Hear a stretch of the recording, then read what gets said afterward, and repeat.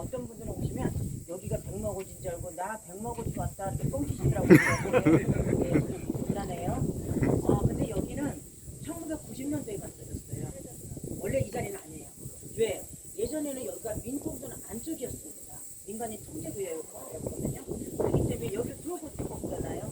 공성 쪽에 그냥 비석 하나만 갖다 놓고 전체 이렇게 해놨던 거예요. 게다가 통제소가 안쪽으로 많이 들어오면서 저희가 90년대에 그러니까 약 1만 평으로 지금 여기는 이루어져 있고요.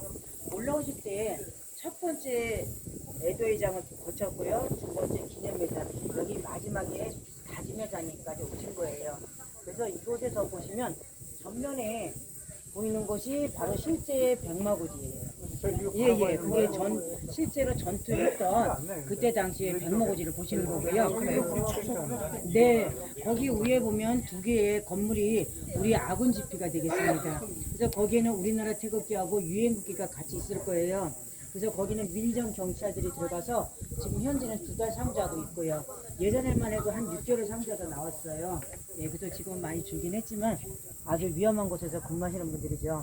그런데 저 산이 그때 당시에 얼마나 많은 포를 쐈냐면요. 떨어진 포탄의 수만 해도 27만 발이에요. 전사자가 15,000. 그래서 이 산의 능선이 한 1m가량 깎여 내려왔습니다. 그래서 마치 다 재료 변한 게 흰 말이 누운 모습처럼 보인다 해서 백마고지라고 불려지게 되었던 거고요. 그리고 여기 전면에 보면 가운데 뾰족한 돌산 같은 게 보이실 거예요. 그게 북한의 고암산이에요. 해발 780m 정도 되고요. 김일성이가 한국 전쟁 때 직접 전투 지휘를 했던 장소입니다. 철원을 뺏기고 나니까 너무 분하고 억울해서 저곳에서 3박 4일 통곡했다라고 전해지고 있고요. 제 생각에 3박 4일 더 어렵겠죠. 곡청지대를 뺏겼는데요. 이 철원에서 나오는 쌀이 서울 인구가요 약 3개월 이상 먹는다 그랬어요. 근데 지금 같으면 1년도 더 먹어요. 쌀을 그만큼 안 먹는다 소리예요. 그죠? 그리고 또 오른쪽에 산이 이렇게 또 보이잖아요. 그 고암산 오른쪽으로요. 거기가 바로 피해 능선 500거지예요. 예, 그래서 그 전사자의 피로 비가 오는 날이면 모든 산이 피로 물들었다라고 해서 피해 능선 500거지라고 불려지는 곳이 있습니다. 그리고 좌측으로 보면 넓게 산이 약간 공작새 날개를 펼쳐놓은 것 같다라고 해서 공작새 능선이라고 불려지고요. 거기에 보면 약간 상투 모양의 덩어리가 조그만 게 있을 거예요. 네, 그게 바로 상투고지, 북한의 오피가 있는 장소입니다. 네, 그냥 관측소라고 보시면 되겠죠. 네, 그리고 좌측에 여기 보시면 9시 방향쯤에 조그만 산이 이렇게 나지막히 보시죠. 이게 266고지예요. 높여서 유래됐는데요. 여기에 그때 당시 부사단의 김종호 장군님 아시죠? 예, 그 장군님이 직접 전투 지휘를 했던 장소가 바로 이 266고지가 되겠습니다. 그리고 오른쪽에 이 세 개의 봉우리는 삼자매봉이라고 하는데요. 실제 백마고지에서 전투할 당시에 여기는 한 소대가 여기서 휴식을 취하다가 또 만약에 저기서 전사하면 이분들이 다시 올라가서 전투를 했다라고 알려져 있고요.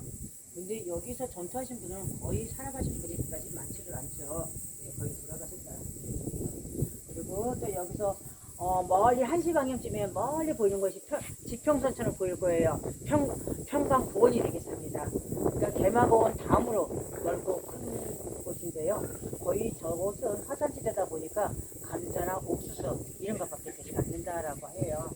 왜? 논농사에 적합하지 않은 거죠. 그리고 한 2시 방향쯤에 보시면 약간 낙타고지처럼 보이는 게 있을 거예요. 먼 산 보이시죠? 흐리게. 그것이 바로 낙타고지 발리봉이라고 합니다. 북한에 있는 거예요. 저곳에서부터 6km 가면 평강이에요. 약 10일 만에 인구가 산다고 하니까 굉장히 힘드시겠죠. 근데 낙타고지가 만약에 없다 치면 평강이 보일 거예요. 날씨가 좋다고. 그렇지 않겠어요? 6km인데요. 그래서 굉장히 가까운 거리에 평강이 들어있다고 보시면 되고요.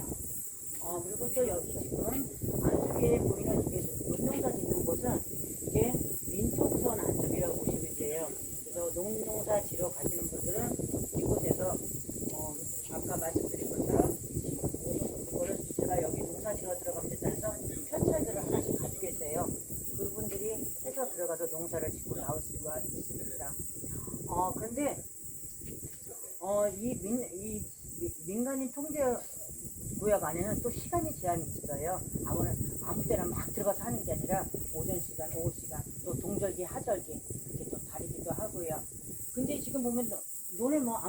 있잖아요. 어떤 분이 아까도 저쪽에 오신 분들이 저 아래쪽 통영에서 멀리서 오셨더라고요. 근데 뭐 이게 좌표는 어디 갔으니까. 네. 논농사가 빠르다 보니까 벼베기가 빠를 수밖에 없죠.